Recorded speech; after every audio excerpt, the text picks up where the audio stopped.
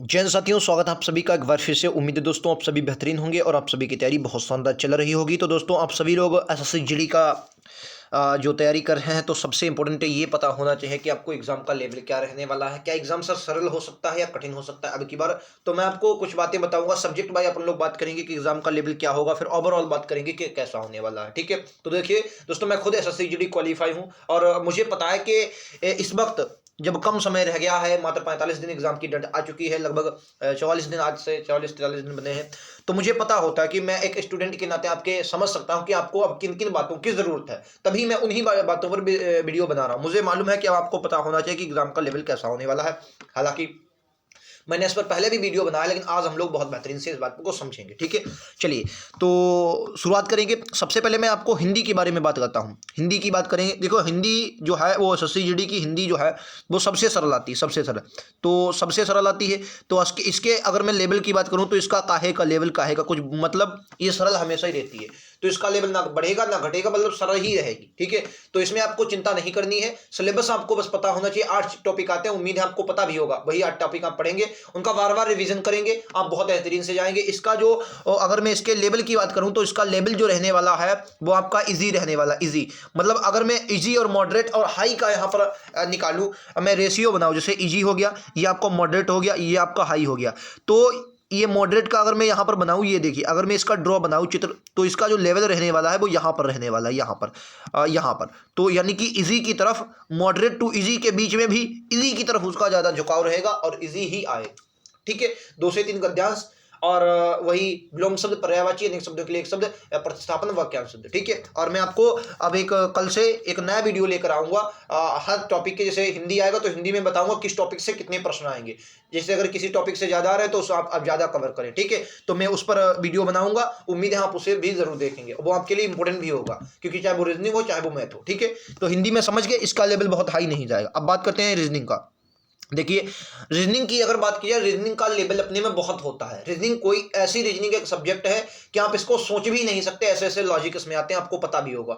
ठीक है, लेकिन अगर मैं रीजनिंग की बात करूं तो अगर आपने प्रीवियस क्वेश्चन लगाए होंगे 2021 के पेपर, आप उठाकर देखें, पीवाईक्यू लगाएं, तो आपको लगेगा कि जो रीजनिंग का आया है वो इजी टू मॉडरेट की, इसका मॉडरेट की तरफ ज्यादा झुकाव रहता है, इजी कम होते हैं। हालांकि मैं इजी नहीं कह सकता, मॉडरेट की तरफ इनका ज्यादा झुकाव होता है, लेकिन हाँ मॉडरेट की तरफ, लेकिन हाई में बिल्कुल नहीं आते। ऐसे ही अब मान लिया 25 क्वेश्चन में पिछली बार की बात कर रहा हूं, तो 25 क्वेश्चन आए तो हो सकता है किसी ना किसी शिफ्ट में एक आधा, मतलब, और वो भी मिसिंग नंबर का। हालांकि वो कठिन नहीं होते, लेकिन उसमें क्या होता है, समय कम होता है तो लॉजिक लग नहीं पाता सर मिसिंग नंबर में, और कुछ भी नहीं भाइयों।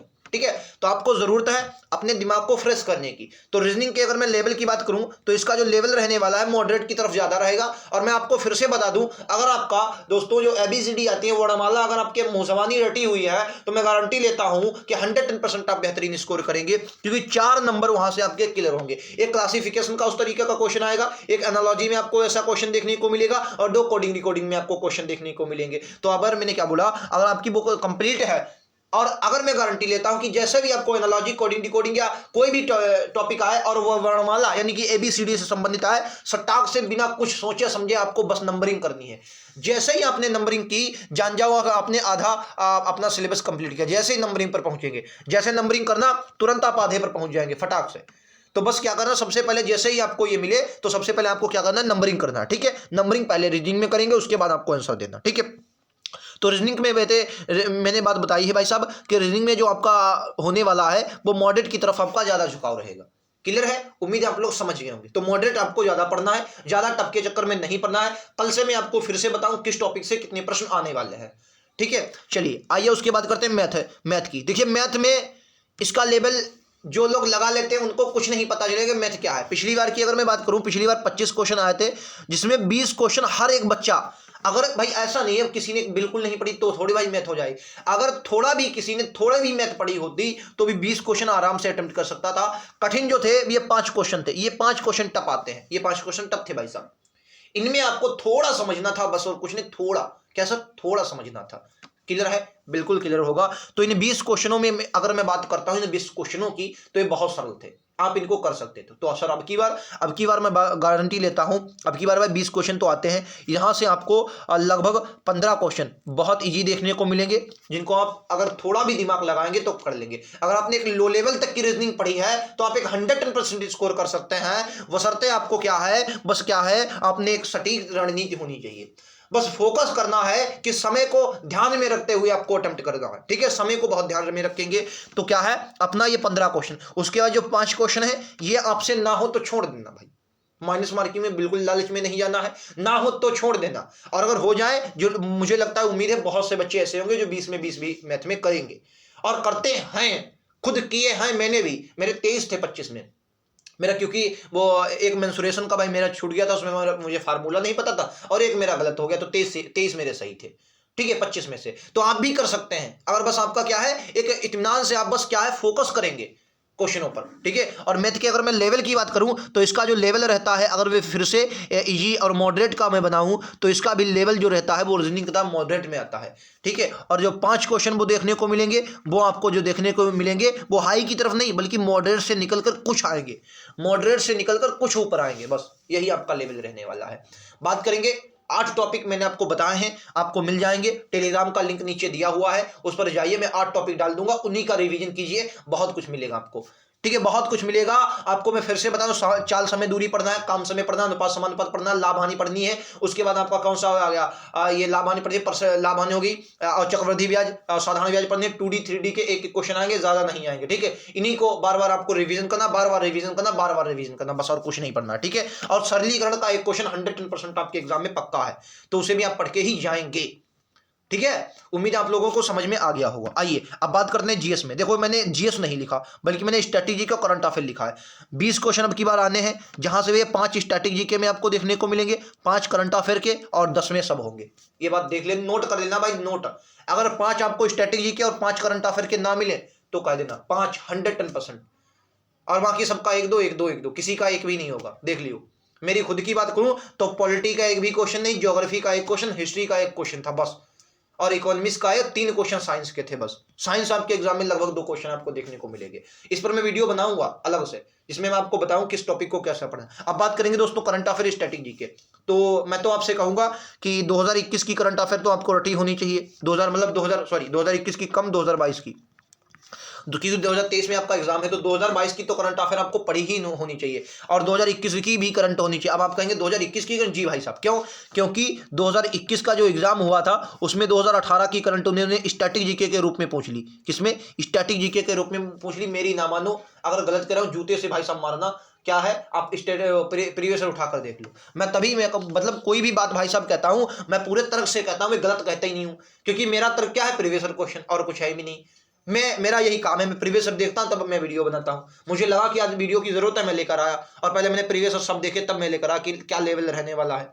और यही मेरा पूरा का पूरा मेथड रहता है कि मैं प्रीवियस क्वेश्चन पर जब भी ज्यादा फोकस करता हूं, और आप भी करेंगे तो गारंटी लेता हूं, सिलेक्शन ना मिल जाए तो कहना भाई साहब अगर प्रीवियस क्वेश्चन पर फोकस कर लिया, क्योंकि सिलेक्शन का मूल मंत्र होते हैं भाई साहब, किसी से, कोई टॉपर एसएससी का, जीडी का, सीजीएल का, एमटीएस का, यूपीएससी का, कोई का हो, एक बात वो आपको जरूर, अगर वो अपना भाषण दे रहा है, एक बार जरूर कहेगा प्रीवियस प्रीवियस पीवाईक्यू जरूर कहेगा। तो स्ट्रेटेजी के करंट अफेयर पर आपको ज्यादा फोकस करना है जीएस के मुकाबले, और बाकी अगर आप एक तैयारी करते हैं तो हिस्ट्री पॉलिटी थोड़ी थोड़ी पढ़ी होगी, वहीं से आपका हो जाएगा। अब बात करते हैं ओवरऑल। अब ओवरऑल क्या लेवल रहने वाला, मैं आपको बता दूं ओवरऑल लेवल की। देखिए ओवरऑल अगर लेवल की मैं बात करता हूं, सबसे पहले 3 पॉइंट मैं आपको बताऊंगा, 3 पॉइंट। पहला पॉइंट, लेवल हल्का रहेगा। पहला पॉइंट इसका क्या है, क्योंकि समय जो है, समय कम है, मतलब समय कैसा कम, समय कम है, कौन सा सम, 60 मिनट 80 क्वेश्चन, तभी इसका दूसरा कारण मैं बताऊंगा, एग्जाम जल्दी जल्दी हो रहा है, जल्दी जल्दी हो रहा है। दूसरी बात, लेवल बहुत कम करेगा। अभी हाल ही में सीजीएल का पेपर होना है, सीपीओ के हुए हैं, क्वेश्चन उन्होंने इधर उधर रख दिए हैं भाई साहब, मैं गारंटी लेता हूं इधर उधर क्वेश्चन रख दिए हैं सीपीओ में। भाई करवाती तो टीसीएस ही, आप कहेंगे उसका सीजीएल का और हमारा का संबंध गुरुजी होता है भाइयों, संबंध होगा, देख लियो। सीजीएल का हो चाहे सीपीओ का हो चाहे एसएससी का हो, पैटर्न वही है, टीसीएस ही करवाएगी, ऑनलाइन ही होता है, कंपनी वही है, पैटर्न भी वही होगा, बस वहां थोड़ा लेवल अप होगा, यहाँ लेवल थोड़ा डाउन होगा, लेकिन एग्जाम वही कंपनी कराती है तो फर्क पड़ता है। ठीक है, समझना है आपको। समय यहाँ पर पहली बात कम दिया है, इसलिए एग्जाम का लेवल हल्का रहेगा। एग्जाम जल्दी जल्दी हो रहा है, एग्जाम का लेवल हल्का रहेगा, देख लियो भाई साहब। रीजनिंग की अगर बात करूं, बहुत से लोग कह रहे हैं कि आपको सेटिंग अरेंजमेंट देखने को मिलेगी। बहुत मुश्किल है, 10% चांस है जो आपको सेटिंग अरेंजमेंट देखने को मिले, 10%। क्योंकि अगर एक नंबर का आपका सेटिंग अरेंजमेंट का क्वेश्चन है तो एग्जामिनर खुद जानता है इसमें 2-4 मिनट लग ही जाते हैं, तो एग्जामिनर खुद हटेगा। हाँ, रैंकिंग के क्वेश्चन देंगे, 5 आदमी देंगे, तरे ऊपर ये सबसे बड़े, वो सबसे छोटे, इनसे छोटा कौन, उनसे बड़ा कौन, ये रैंकिंग वाले क्वेश्चन ये आपको देखने को मिले। बल्कि सेटिंग अरेंजमेंट का कोई क्वेश्चन शायद 10% चांस है जो मिले, 90% नहीं मिलेगा। ठीक है, तो मैंने क्या बोला, ओवरऑल लेवल आपका हल्का रहने वाला है, डरना बिल्कुल नहीं है। जरूरत है तो आप सभी को 60 मिनट में 80 क्वेश्चन अटेम्प्ट करने की। अगर दोस्तों 80 के 80 क्वेश्चन आपने अपनी नजरों की तरह से गिरा दिए, मैं गारंटी लेता हूं आप वहां से एग्जाम में सिलेक्शन लेकर निकलेंगे, वहीं आपका सिलेक्शन हो जाएगा।